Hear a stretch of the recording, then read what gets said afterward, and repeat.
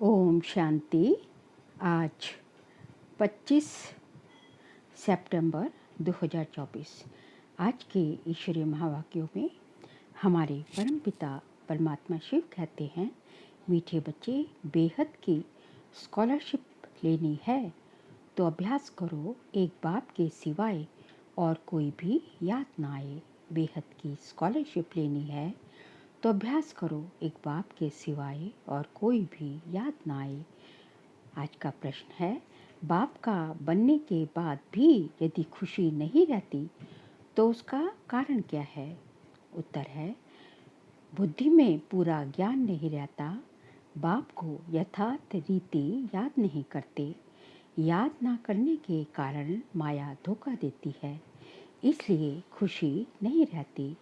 तुम बच्चों की बुद्धि में नशा रहे, बाप हमें विश्व का मालिक बनाते हैं तो सदा उल्लास और खुशी रहे।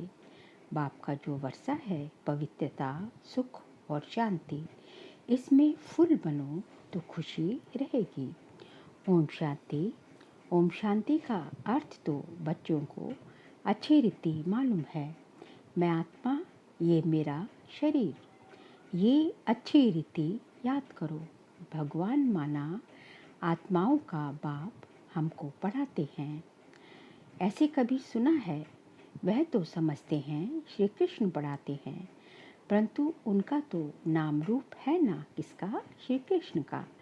ये तो पढ़ाने वाला है निराकार बाप। आत्मा सुनती है और परमात्मा सुनाते हैं। ये नई बात है ना? विनाश तो होने का ही है। एक है विनाश काले विपरीत बुद्धि और दूसरी है विनाश काले प्रीत बुद्धि। आगे तुम भी कहते थे कि ईश्वर सर्वव्यापी है, पत्थर भीतर में है। इन सब बातों को अच्छी रीति समझना है। ये तो समझाया है, आत्मा अविनाशी है, शरीर विनाशी है। आत्मा कभी घटती बढ़ती नहीं। वह है इतनी छोटी आत्मा, इतनी छोटी आत्मा ही 84 जन्म लेकर सारा पाठ बजाती है। आत्मा शरीर को चलाती है। ऊंच से ऊंच बाप पढ़ाते हैं तो जरूर मर्तबा भी ऊंच मिलेगा। आत्मा ही पढ़कर मर्तबा पाती है।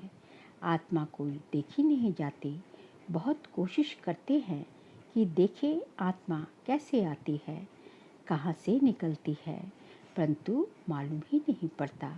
करके कोई देखे भी तो भी समझ नहीं सकेंगे। ये तो समझते हो, आत्मा ही शरीर में निवास करती है। आत्मा अलग है, जीव अलग है। आत्मा छोटी बड़ी नहीं होती, जीव छोटे से बड़ा होता है। मतलब जीवात्मा छोटे से बड़ी होती है। आत्मा ही पतित और पावन बनती है। आत्मा ही बाप को बुलाती है, हे पतित आत्माओं को पावन बनाने वाले बाबा आओ। ये भी समझाया है, सभी आत्माएं हैं ब्राइड्स अर्थात सीताएं, और वह है एक सबका ब्राइड ग्रूम अर्थात राम। वो लोग फिर सभी को ब्राइड ग्रूम कह देते हैं। अब ब्राइड ग्रूम सब में प्रवेश करे, ये तो हो नहीं सकता। ये बुद्धि में उल्टा ज्ञान होने के कारण ही नीचे गिरते आए हैं, क्योंकि बहुत गिलानी करते, पाप करते, डिफेम करते हैं। किसको डिफेम करते हैं? भगवान को डिफेम करते हैं। बाप की बहुत भारी निंदा की है। बच्चे कभी बाप की गिलानी करेंगे क्या? परंतु आजकल बिगड़ते हैं तो बाप को भी गाली देने लगते हैं। ये लौकिक माँ बाप की बात हो रही है, लौकिक बाप बच्चों की बात हो रही है। ये तो है बेहद का बाप। आत्मा ही बेहद के बाप की ग्लानि करती है। बाबा आप कच्छ मच्छ अवतार हो, श्री कृष्ण की भी ग्लानि की है। रानियों को भगाया, ये किया, माखन चुराया। अब माखन आदि चुराने की उनको क्या दरकार पड़ी है? कितने तमोप्रधान बुद्धि बन पड़े हैं। बाप कहते हैं, मैं आकर तुमको पावन बनाने की बहुत सहज युक्ति बताता हूँ। बाप ही पतित पावन सर्वशक्तिमान अथॉरिटी है। जैसे साधु संत आदि जो भी हैं उनको शास्त्रों की अथॉरिटी कहा जाता है। शंकराचार्य को भी वेदों शास्त्रों आदि की अथॉरिटी कहेंगे। उनका कितना भपका होता है। शिवाचार्य का तो कोई भपका नहीं, इनके साथ कोई पलटन नहीं। ये तो बैठे बैठे सभी वेद शास्त्रों का सार सुनाते हैं। कौन? शिव भगवान शिवाचार्य। अगर शिव बाबा भपका दिखाए तो पहले इनका अर्थात ब्रह्मा का भी भपका चाहिए, परंतु नहीं। बाप कहते हैं मैं तो तुम बच्चों का सर्वेंट हूँ। बाप इनमें प्रवेश कर बच्चों को समझाते हैं कि बच्चे तुम पतित बने हो, तुम पावन बन 84 जन्मों के बाद पतित बन गए हो। इनकी ही हिस्ट्री ज्योग्राफी फिर से रिपीट होगी। इन्होंने ही 84 जन्म भोगे हैं। फिर उन्हें ही सतो प्रधान बनने की युक्ति बताते हैं। बाप ही सर्वशक्तिमान है। ब्रह्मा द्वारा सभी वेदों शास्त्रों आदि का सार समझाते हैं। चित्रों में ब्रह्मा को शास्त्र दिखाते हैं, परंतु वास्तव में शास्त्रों आदि की बात है नहीं। ना बाबा के पास शास्त्र है, ना इनके पास है, ना तुम्हारे पास शास्त्र हैं। ये तो तुमको नित्य नई नई बातें सुनाते हैं। ये तो जानते हो कि सभी भक्ति मार्ग के शास्त्र हैं। मैं कोई शास्त्र थोड़े ही सुनाता हूँ, मैं तो तुमको मुख से सुनाता हूँ। तुमको राजयोग सिखाता हूँ, जिसका फिर भक्ति मार्ग में नाम गीता रख दिया है। मेरे पास व तुम्हारे पास कोई गीता आदि है क्या? ये तो पढ़ाई है। पढ़ाई में अध्याय श्लोक आदि थोड़े ही होते हैं। मैं तुम बच्चों को पढ़ाता हूँ, हूबहू कल्प कल्प ऐसे ही पढ़ाता रहूँगा। कितनी सहज बात समझाता हूँ। अपने को आत्मा समझो। ये शरीर तो मिट्टी हो जाता है। आत्मा अविनाशी है। शरीर तो घड़ी घड़ी जलता रहता है। आत्मा एक शरीर छोड़ दूसरा लेती है। बाबा कहते हैं मैं तो एक ही बार आता हूँ। शिवरात्रि मनाते भी हैं। वास्तव में होना चाहिए शिव जयंती, परंतु जयंती कहने से माता के गर्भ से जन्म हो जाता है, इसलिए शिवरात्रि कह देते हैं। द्वापर कलयुग की रात्रि में मेरे को ढूंढते हैं। कहते हैं सर्वव्यापी है, तुम तेरे में भी है ना, फिर धक्के क्यों खाते हो? एकदम जैसे देवता से आसुरी संप्रदाय के बन जाते हैं। देवताएं कभी शराब पीते हैं क्या? वही आत्माएं फिर गिरी हैं तो शराब आदि पीने लग पड़ी हैं। बाप कहते हैं अब इस पुरानी दुनिया का विनाश भी जरूर होना है। पुरानी दुनिया में है अनेक धर्म, नई दुनिया में है एक धर्म। एक से अनेक धर्म हुए हैं, फिर एक जरूर होना है। मनुष्य तो कह देते कलयुग में अभी 40,000 वर्ष पड़े हैं। इसको कहा जाता है घोर अंधियारा।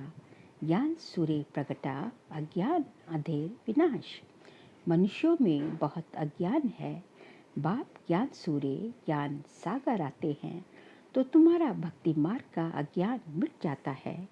तुम बाप को याद करते करते पवित्र बन जाते हो, खाद निकल जाती है। ये है योग अग्नि। काम अग्नि काला बना देती है।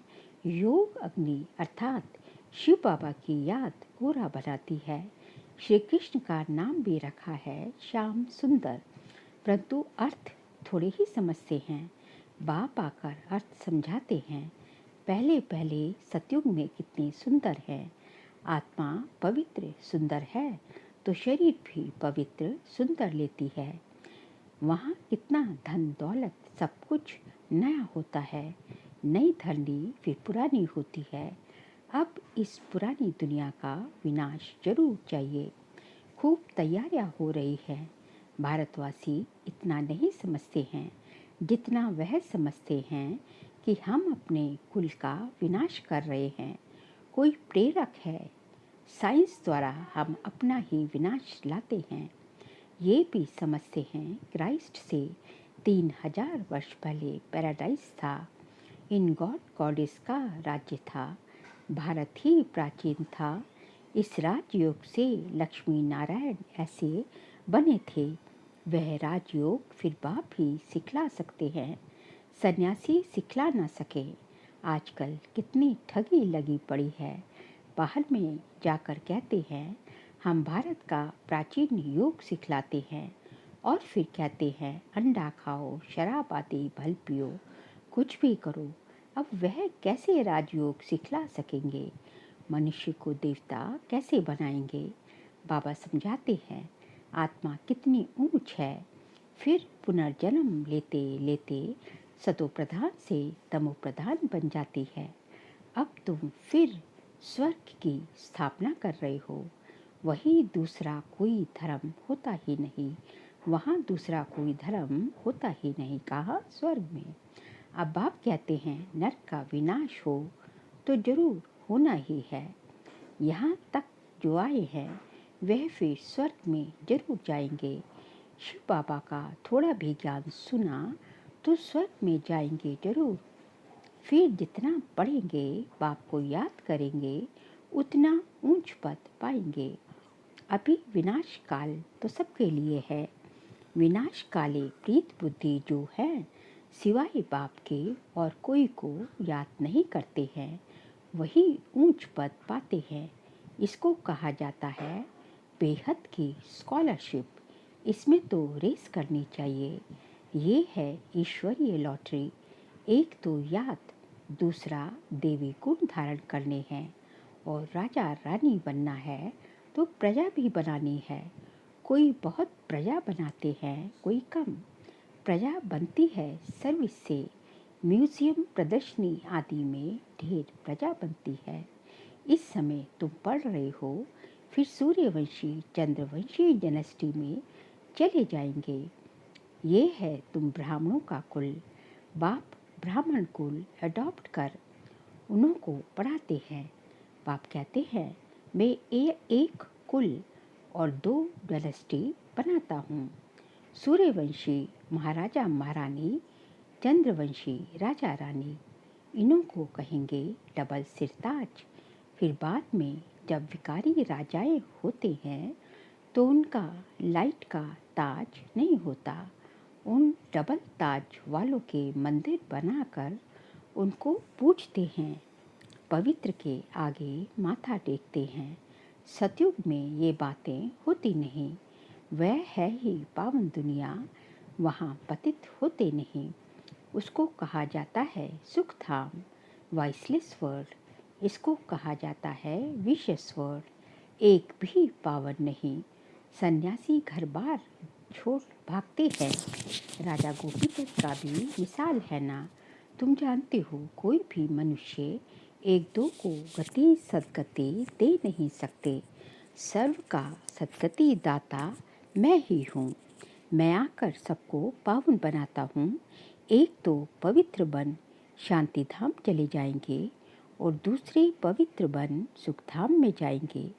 ये है अपवित्र दुख धाम। सतयुग में बीमारी आदि कुछ भी होती नहीं। तुम उस सुखधाम के मालिक थे, फिर रावण राज्य में दुखधाम के मालिक बने हो। बाप कहते हैं कल्प कल्प तुम मेरी श्रीमत पर स्वर्ग स्थापन करते हो, नई दुनिया का राज्य लेते हो, फिर पतित नरकवासी बनते हो। देवताएं ही फिर विकारी बन जाते हैं, वहाँ मार्ग में चले जाते हैं। मीठे मीठे बच्चों को बाप ने आकर परिचय दिया है कि मैं एक ही बार पुरुषोत्तम संगम युग पर आता हूँ। मैं युगे युगे तो आता ही नहीं, कल्प के संगम युगे आता हूँ, ना कि युगे युगे।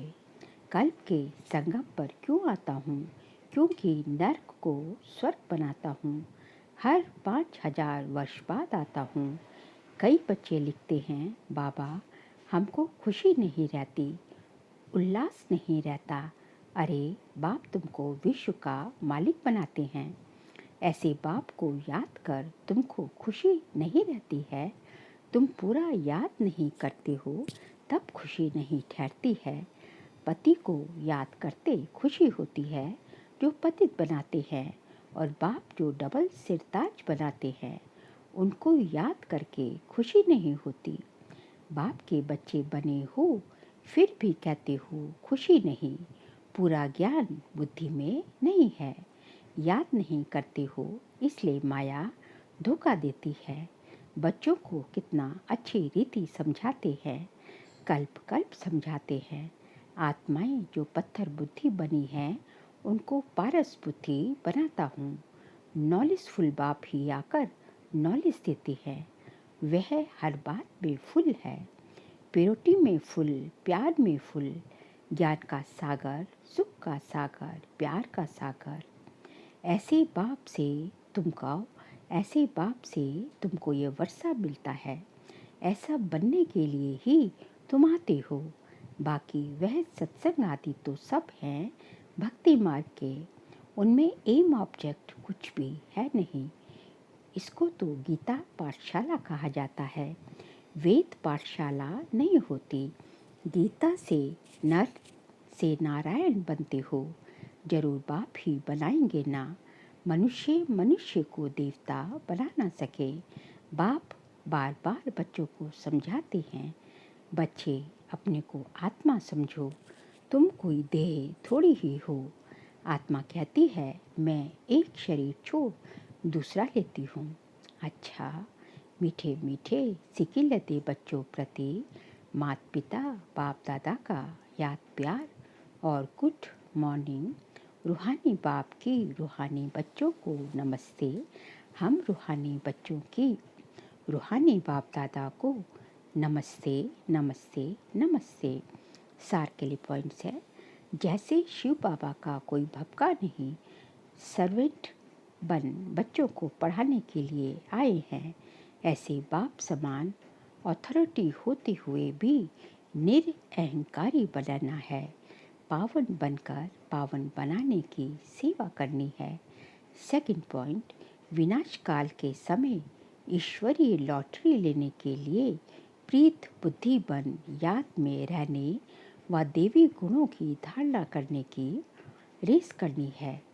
आज का बाबा का वरदान है, शुद्ध संकल्पों के घेराव द्वारा सेफ्टी का अनुभव करने और कराने वाले शक्तिशाली आत्मा भव। शुद्ध संकल्पों के घेराव द्वारा सेफ्टी का अनुभव करने और कराने वाले शक्तिशाली आत्मा भव। शक्तिशाली आत्मा वह है जो दृढ़ता की शक्ति द्वारा सेकंड से भी कम समय में व्यर्थ को समाप्त कर दे। शुद्ध संकल्प की शक्ति को पहचानो। एक शुद्ध व शक्तिशाली संकल्प बहुत कमाल कर सकता है। सिर्फ कोई भी दृढ़ संकल्प करो तो दृढ़ता सफलता को लाएगी। सबके लिए शुद्ध संकल्पों का बंधन घेराव ऐसा बांधो जो कोई थोड़ा कमजोर भी हो, उसके लिए भी ये घेराव एक छत्र छाया बन जाए। कौन सा? शुद्ध संकल्पों का घेराव किसी के लिए भी जो थोड़ा कमजोर भी हो, उसके लिए भी एक छत्र छाया बन जाए। शुद्ध संकल्पों का घेराव सेफ्टी का साधन व किला बन जाए।